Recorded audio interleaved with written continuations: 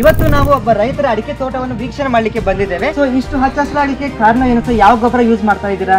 ಈಗ ನಾವು ಡಿಫರೆನ್ಸ್ ಹಾಕಿದ ಮೇಲೆ ಅದು ಹಾಕಿದ ಮೇಲೆ ಈಗೆಲ್ಲ ಹೂವು ಕಾಯಿ ಎಲ್ಲ ಚೆನ್ನಾಗಿ ಹಿಡಿತಾ ಐತೆ. ಒಂದ್ ಎಕರೆಗೆ ಎಷ್ಟು ಕೆಜಿಯನ್ನ ನೀವು ಉಪಯೋಗ ಮಾಡ್ತೀರಾ? ಅರ್ಧ ಕೆಜಿ ಒಂದು ಗಿಡಕ್ಕೆ ಕೊಟ್ಟರೆ ತೋಟ ನಮಗೆ ಯಾಕೆ ಸರಿಯಾಗಿ ಬರ್ತಾ ಇಲ್ಲ, ಫಲವತ್ತತೆ ಕೂಡ ನಶಿಸಿ ಹೋಗ್ಬಿಟ್ಟಿರ್ತಾರೆ. ಭೂಮಿಯಲ್ಲಿ ಇರ್ತಕ್ಕಂಥ ಎರೆಹುಳು ಸಂಖ್ಯೆ ಮತ್ತು ಜೀವಾಣು ಸಂಖ್ಯೆ ಎಲ್ಲ ಪೂರ್ತಿ ನಶಿಸಿ ಹೋಗಿ ಹಾಳಾಗಿದೆ ಸರ್. ಹಿಂಗಾಗಿ ತೋಟದಲ್ಲಿ ಇಳುವರಿ ಜಾಸ್ತಿ ಬರ್ತಾ ಇಲ್ಲ, ಹಿಂಗಾಗಿ ತೋಟದ ಕಡೆ ಹೋಗಕ್ ಆಗ್ತಾ ಇಲ್ಲ. ತಕ್ಕನಾದಂತ ಒಂದು ಗೊಬ್ಬರಗಳನ್ನ ಕೊಡ್ತೇವೆ, ಯೂಸ್ ಮಾಡ್ಕೊಳ್ರಿ. ಆ ಯೂಸ್ ಮಾಡೋದ್ರಿಂದ ನಿಮಗೆ ಮಣ್ಣಿನ ರಚನೆಯನ್ನ ಸುಧಾರಣೆ ಮಾಡುತ್ತೆ. ಭೂಮಿಯಲ್ಲಿ ಎರೆಹುಳು ಸಂಖ್ಯೆ ಆಗಿರ್ಬೋದು, ಜೀವಾಣು ಸಂಖ್ಯೆ ಆಗಿರ್ಬೋದು, ಜೈವಿಕ ರೂಪದಲ್ಲಿರುವಂತಹ ಒಂದು ಸಾವಯವ ಗೊಬ್ಬರ ಕೂಡ ಉಪಯೋಗಕಾರಿಯಾಗಿ ಇರುತ್ತೆ. ರಿಸಲ್ಟ್ ಕೂಡ ಚೆನ್ನಾಗಿ ಬಂದಿದೆ. ರೈತರು ಕೂಡ ಅದೇ ತರ ಖುಷಿ ಪಟ್ಟಿದ್ದಾರೆ. ಇವತ್ತು ನಾವು ಒಬ್ಬ ರೈತರ ಅಡಿಕೆ ತೋಟವನ್ನು ವೀಕ್ಷಣೆ ಮಾಡ್ಲಿಕ್ಕೆ ಬಂದಿದ್ದೇವೆ. ನಮ್ಮ ಜೊತೆ ಇದ್ದಾರೆ ಇನ್ನೋವೇಟಿವ್ ಕಂಪನಿ ಎಂಪ್ಲಾಯ್ ಆದಂತ ಸಿದ್ದಾರೂಢ ಅವರು. ಸೊ ಆ ರೈತರನ್ನ ಮಾತನಾಡ್ಸೋಣ ಬನ್ನಿ. ನನ್ನ ಹೆಸರು ಎಚ್ ಮಲ್ಲಿಕಾರ್ಜುನ್ ಅಂತೇಳಿ, ಎಚ್ ಮಲ್ಲಿಕಾರ್ಜುನ್ ಅಂತ, ಶಿಕಾರಿಪುರ ತಾಲೂಕು, ಶಿವಮೊಗ್ಗ ಜಿಲ್ಲೆ. ನಮ್ದು ಊರು ಹಳೆಗುದ್ದನಕೊಪ್ಪ. ಸೊ ಟೋಟಲ್ ನಿಮ್ಗೆ ಎಷ್ಟು ಎಕರೆ ತೋಟ ಐತ್ರಿ ಇದು? ಇದು 2 ಎಕರೆ ಇದೆ. 2 ಎಕರೆ ತೋಟ ಐತೆ. ಸೊ ವೀಕ್ಷಕರ ಇಲ್ಲಿ ನೋಡ್ತಾ ಇರ್ಬೋದು ಎಷ್ಟು ಈ ತೋಟ ಎಷ್ಟು ಹಚ್ಚ ಹಸಿರಾಗಿ ಕಾಣ್ತಾ ಇದೆ. ಸೊ ಇಷ್ಟು ಹಚ್ಚ ಹಸಿರಾಗಲಿಕ್ಕೆ ಕಾರಣ ಏನು ಸರ್? ಯಾವ ಗೊಬ್ಬರ ಯೂಸ್ ಮಾಡ್ತಾ ಇದ್ದೀರಾ? ನಾವು ಅದೇ ಈಗ ಹಿಂದೆಲ್ಲ ಕಾಂಪ್ಲೆಕ್ಸ್ ಗೊಬ್ಬರ ಹಾಕ್ತಾ ಇದ್ವಿ. ಆಮೇಲೆ ಸಿದ್ದೇಗೌಡರು ಬಂದು ಒಂದ್ಸರಿ ನಮ್ಮ ಮನೆಗೆಲ್ಲ ಭೇಟಿ ಆದರು. ಭೇಟಿ ಆದ್ಮೇಲೆ ಹಿಂಗೆ ನಮ್ಮದು ಒಂದು ಗೊಬ್ಬರ ಇದೆ ಡಿಫರೆನ್ಸ್ ಅಂತೇಳಿ, ಅದನ್ನ ಹಾಕ್ರಿ. ಅದನ್ನ ಹಾಕಿದ್ರಿಂದ ನಿಮಗೆ ಭೂಮಿ ಉಡಿಯಾಗಿ ಬರುತ್ತೆ, ಆಮೇಲೆ ಕಾಯಿ ಎಲ್ಲ ಚೆನ್ನಾಗಿ ಹಿಡಿಯುತ್ತೆ, ಅಳ್ಳುದ್ರಲ್ಲ ಅಂತ ಹೇಳಿ ನಮಗೆ ಸಲಹೆ ಕೊಟ್ಟರು. ಅದಾದ್ಮೇಲೆ ನಾವು ಈಗೆಲ್ಲ ಹಾಕಿದ್ದೀವಿ. ಅದು ಹಾಕಿದ ಮೇಲೆ ಈಗೆಲ್ಲ ಹೂವು ಕಾಯಿ ಎಲ್ಲ ಚೆನ್ನಾಗಿ ಹಿಡಿತಾ ಐತೆ. ಈಗ ನಾವು ಡಿಫರೆನ್ಸ್ ಹಾಕಿದ ಮೇಲೆ ಹಂಗಾಗಿ ಇದನ್ನೇ ಯೂಸ್ ಮಾಡೋಣ ಅಂತೇಳಿ 2 ಎಕರೆ ಹಾಕಿದ್ದೀವಿ. ನೆಕ್ಸ್ಟ್ ಆದ್ರೂ ಇನ್ನೂ ಒಂದು 4 ಎಕರೆ ನಮ್ದು ಇದೆ, ಅದಕ್ಕೆಲ್ಲ ಹಾಕೋಣ ಅಂತ ಮಾಡಿ. ಸೊ ಈ ಡಿಫೆನ್ಸ್ ಗೊಬ್ಬರ ನೀವು 1 ಎಕರೆಗೆ ಎಷ್ಟು ಕೆಜಿಯನ್ನ ನೀವು ಉಪಯೋಗ ಮಾಡ್ತೀರಾ? 1 ಎಕರೆಗೆ ನಾವು ಸುಮಾರು ಏನು ಹಾಕೋದು ಬೇಡ ಅಂತೇಳಿ ಅರ್ಧ ಕೆಜಿ ಒಂದು ಗಿಡಕ್ಕೆ ಕೊಟ್ಟಿದ್ದೀವಿ. ಅರ್ಧ ಕೆಜಿ ಒಂದು ಗಿಡಕ್ಕೆ ಕೊಟ್ಟಿದ್ದೀವಿ. ಸರ್ ನೀವು ಇದು ಡಿಫೆನ್ಸ್ ಗೊಬ್ಬರವನ್ನ ಯಾಕೆ ಈ ರೈತರಿಗೆ ಸಜೆಷನ್ ಮಾಡಿದ್ರಿ? ಆಕ್ಚುಲಿ ಇಲ್ಲಿ ಇವರು ನಮ್ಮ ಮಲ್ಲಿಕಣ್ಣ ಅಂತ ಹೇಳಿ ಇವ್ರು ಬಂದು ಹಳೆಗುದ್ದನಕೊಪ್ಪ, ಶಿಕಾರಿಪುರ ತಾಲೂಕು, ಡಿಸ್ಟಿಕ್ಕು ಶಿವಮೊಗ್ಗ ಬಂದು. ಇದು ಆ್ಯಕ್ಚುಲಿ ಇವ್ರು ಹೇಳ್ಬೇಕಂದ್ರೆ ನಮಗೆ ಇವರು ಮನೆಗೆ ಒಂದ್ಸಲ ಬಿಟ್ಟು 2 ಸಲ ವಿಸಿಟ್ ಮಾಡಿದಾಗ ನಮಗೆ ಇವ್ರು ಹೇಳಿದರು, ಇಲ್ಲ ಸರ್ ಅದು ತೋಟ ನಮಗೆ ಯಾಕೆ ಸರಿಯಾಗಿ ಬರ್ತಾ ಇಲ್ಲ, ಇಳುವರಿ ಸರಿ ಬರ್ತಾ ಇಲ್ಲ. ಯಾಕೆಂದರೆ ಅಲ್ಲಿ ಮಣ್ಣಿನ ಫಲವತ್ತತೆ ಕೂಡ ನಶಿಸಿ ಹೋಗ್ಬಿಟ್ಟಿರ್ತಾರೆ. ಸರ್ಕಾರಿ ಗೊಬ್ಬರ ಪ್ರತಿ ವರ್ಷವೂ ಕೂಡ ಸರ್ಕಾರಿ ಗೊಬ್ಬರ ಯೂಸ್ ಮಾಡಿ ಭೂಮಿಯಲ್ಲಿರ್ತಕ್ಕಂಥ ಎರೆಹುಳು ಸಂಖ್ಯೆ ಮತ್ತು ಜೀವಾಣು ಸಂಖ್ಯೆ ಎಲ್ಲ ಪೂರ್ತಿ ನಶಿಸಿ ಹೋಗಿ ಮಣ್ಣಿನ ಫಲವತ್ತತೆ ಪೂರ್ತಿ ಹಾಳಾಗಿದೆ ಸರ್. ಹಿಂಗಾಗಿ ತೋಟದಲ್ಲಿ ಇಳುವರಿ ಜಾಸ್ತಿ ಬರ್ತಾ ಇಲ್ಲ, ಹಿಂಗಾಗಿ ತೋಟದ ಕಡೆ ಹೋಗೋಕ್ಕೆ ಆಗ್ತಾ ಇಲ್ಲ ಸರ್. ನನಗೆ ತೋಟ ಇಷ್ಟ ಇಲ್ಲ, ತೋಟ ತೆಗೆದುಬಿಡೋಣ ಅಂತ ಮಾಡಿದ್ರು.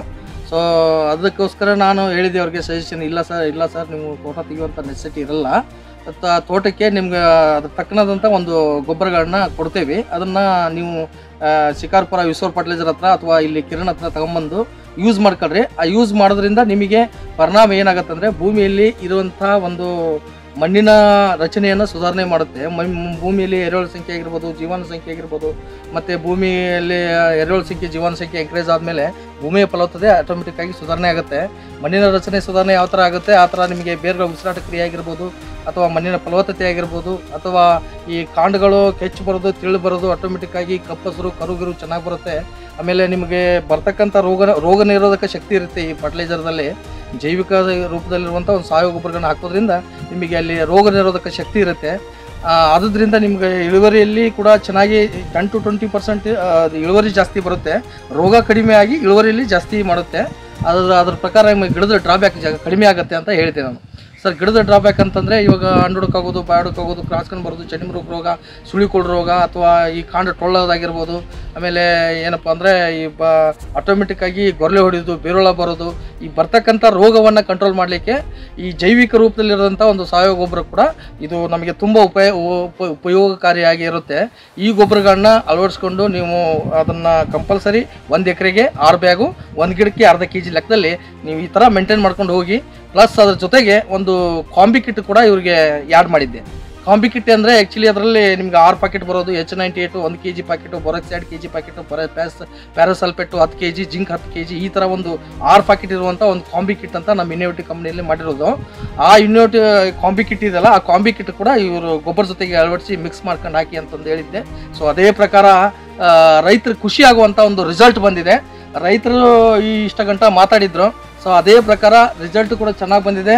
ಇದರಲ್ಲಿ ಆ್ಯಕ್ಚುಲಿ ಈ ಒಂದು ರಿಸಲ್ಟ್ ನಮಗೆ ಚೆನ್ನಾಗಿ ಬರಲಿಕ್ಕೆ ಒಂದು ಏನು ನಮ್ಮ ಜೈವಿಕ ಗೊಬ್ಬರದಲ್ಲಿರುವಂಥ ಕಂಟೆಂಟ್ಸ್ ಏನಿದೆ ಅಂದರೆ ಜಿಂಕು, ಐರಾನು, ಬೊರಾನು, ಮಾಲ್ಬಿಡಿನಮು, ಕಾಪರು, ಕೋಬಾಟು, ನಿಕ್ಕಲ್ಲು, ಟ್ರೈಕೋಡ್ರಮ, ಸೋಡಾಮೊನಸ್ಸು, ಅಜೋಟೋಬ್ಯಾಕ್ಟೀರಿಯಾ, ರೈಜೋಬಿಯಮು, ಅಸ್ಲೋಪಿರ್ಲಮು, ಆಮೇಲೆ ಮೈಟ್ರೋಜಮು ಇರುವಂಥ ಎಲ್ಲ ಒಂದು 25 ಥರದ ಎಲಿಮೆಂಟ್ಸ್ ಇರೋದ್ರಿಂದ ಈ ನಮ್ಮ ಒಂದು ರೈತರ ಬೆಳೆ ಚೆನ್ನಾಗಿ ಬರಲಿಕ್ಕೆ ಒಂದು ಕಾರಣ ಆಗಿದೆ.